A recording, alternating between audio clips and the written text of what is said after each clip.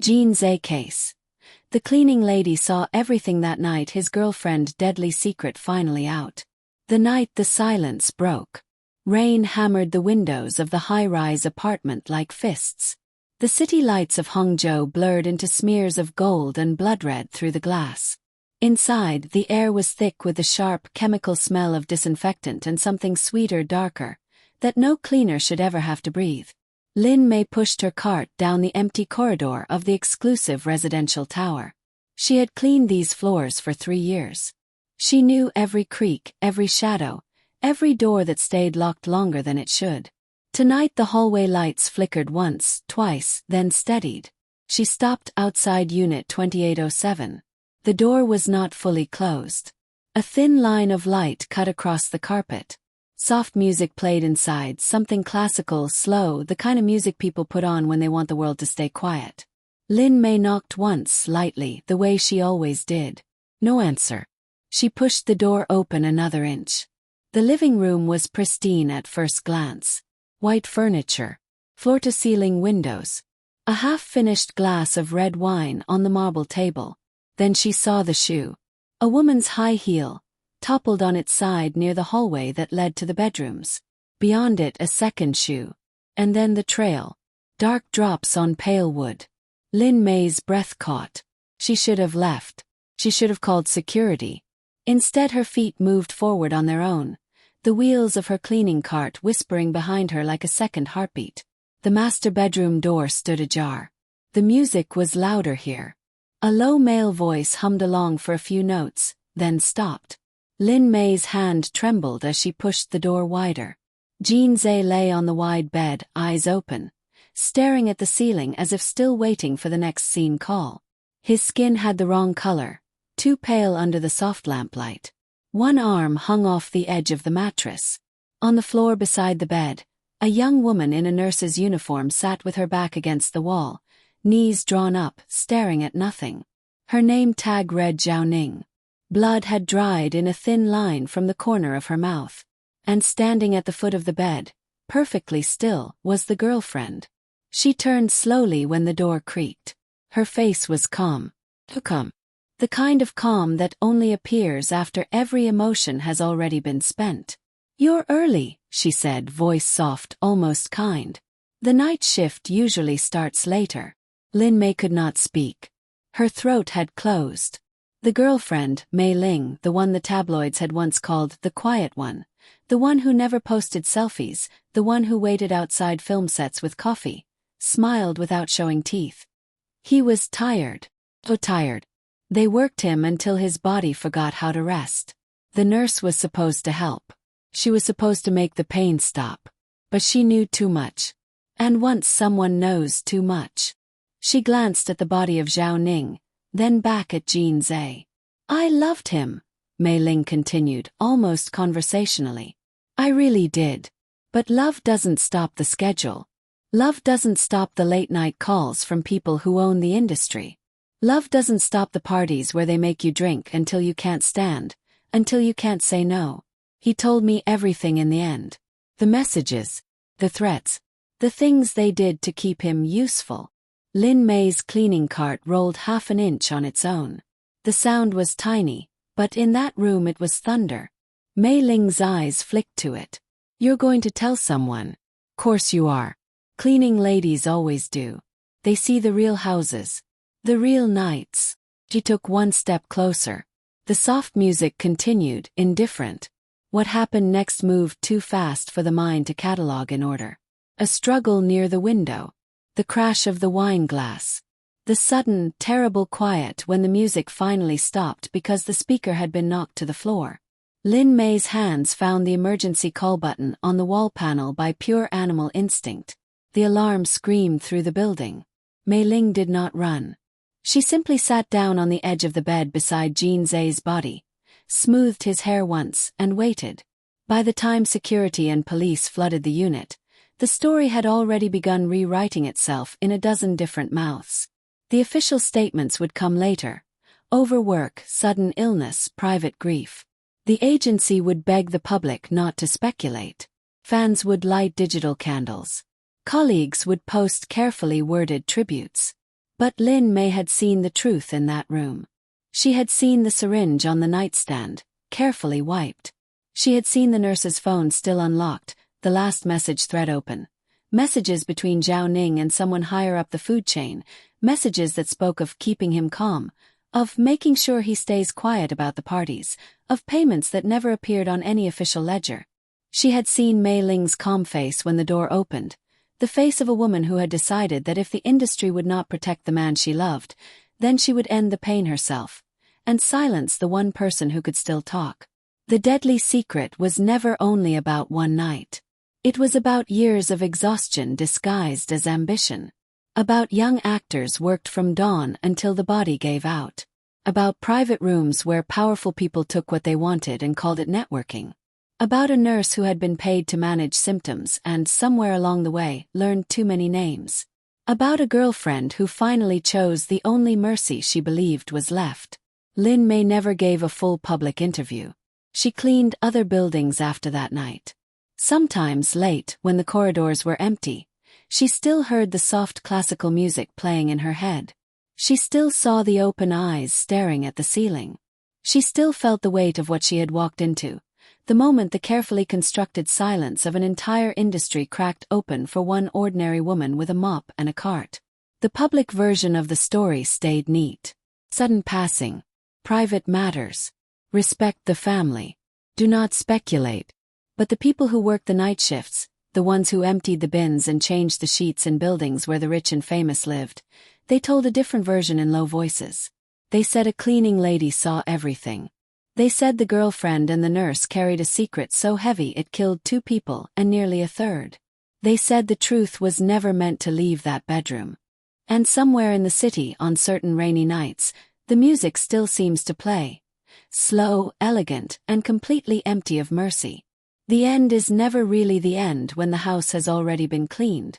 The alarm still screamed when the first officers stepped into Unit 2807.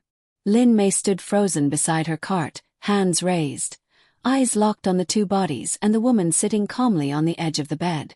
Mei Ling did not move. She simply watched the uniforms fill the room as if she had been waiting for them all along. What happened next tore the night open wider than any alarm ever could. Detectives sealed the apartment within minutes. Forensics teams moved like ghosts in white suits. The official story began forming almost immediately. Sudden medical emergency, private tragedy, no public details. The agency released its carefully worded statement the next morning. Profound sorrow, respect the family, do not speculate. Fans lit digital candles. Colleagues posted soft tributes. The city tried to close the door. But Lin Mei had already seen too much. They kept her for hours. She answered every question in a flat voice, describing only what her eyes had recorded. The open door, the trail of dark drops, the nurse against the wall, Jin Ze's open eyes, Mei Ling's unnerving calm. She did not invent. She did not soften. When they asked if she had touched anything, she shook her head. When they asked if she had heard anything before she entered, she told them about the classical music that refused to stop playing even after the speaker hit the floor. They released her near dawn. Car took her home. She sat on the edge of her narrow bed and stared at her own hands for a long time, still smelling disinfectant and that other sweeter scent that would not leave her. 3 days later the first crack appeared. A junior detective, young, tired eyes that had seen too many sealed apartments, contacted her through an encrypted channel. He did not give his name. He only said one sentence. The nurse's phone was wiped. Almost. There was a hidden folder. Lin Mei did not reply. She did not need to. The message that followed arrived in fragments, screenshots, voice notes recorded in bathrooms and parking garages. Zhao Ning had not been a simple private nurse. She had been a bridge. Messages showed payments routed through shell companies. Names of producers. Names of executives who arranged the late-night networking sessions. Names of people who had ordered her to keep Jin Ze functional no matter the cost. The last exchange before the night of the bodies was short and cold.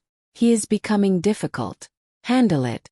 Mei Ling's name appeared only once in the folder, tagged in a photo taken months earlier at a private dinner. She was smiling. Jin Ze was not.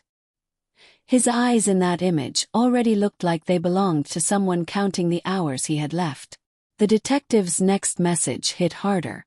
Mei Ling did not act alone. The apartment's external cameras show a second figure leaving through the service stairwell 23 minutes before you arrived. Height, build, gait. Matches a man who works security for one of the companies on Zhao Ning's list. He was carrying a small black case. Lin Mei felt the floor tilt under her. The official narrative kept its smooth surface. Cause of death remained sealed. The agency repeated its plea for privacy. Online, theories bloomed and died under moderation.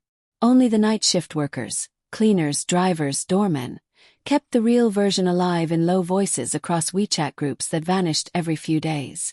Then the second body count began. The junior detective stopped answering. His last message was a single image. A corridor in another building, a cleaning cart abandoned mid-hallway, a dark smear on the wall that no one had reported. 2 days later his name appeared in a quiet internal memo. Resigned for personal reasons. No one could reach him. Lin Mei received one final file from an unknown number. It was a recording. Mei Ling's voice, soft and almost gentle, speaking to someone just out of frame. He told me every name, every room, every time they made him kneel. I was supposed to be the quiet girlfriend, the one who waited. Instead I became the only person who still loved him enough to end it. The nurse knew the schedule. The man with the black case made sure the evidence stayed clean. And the cleaning lady, she was never supposed to open that door. A long silence on the recording. Then Mei Ling again, quieter. They will protect the industry. They always do. But someone has to remember the truth. Someone who still has to scrub the floors after the bodies are gone. The file ended. That night Lin Mei returned to the tower. She was no longer assigned to the 28th floor. The unit had been professionally restored. New mattress, new curtains, the faint chemical smell of a deep clean that tried to erase everything. She stood in the hallway anyway, cart silent behind her, and stared at the door that had once stood ajar. Inside her pocket the phone vibrated once. New message. No text. Only a photograph taken from high above the city. Her own building, her own window, a single light still on at 3 a.m. Someone was watching the only living person who had walked into that room and left with the full picture. Lin Mei turned off the phone. She pushed her cart forward. The corridor lights flickered the same way they had on the night everything changed. Somewhere far below, classical music seemed to rise through the concrete. Slow, elegant, and completely empty of mercy.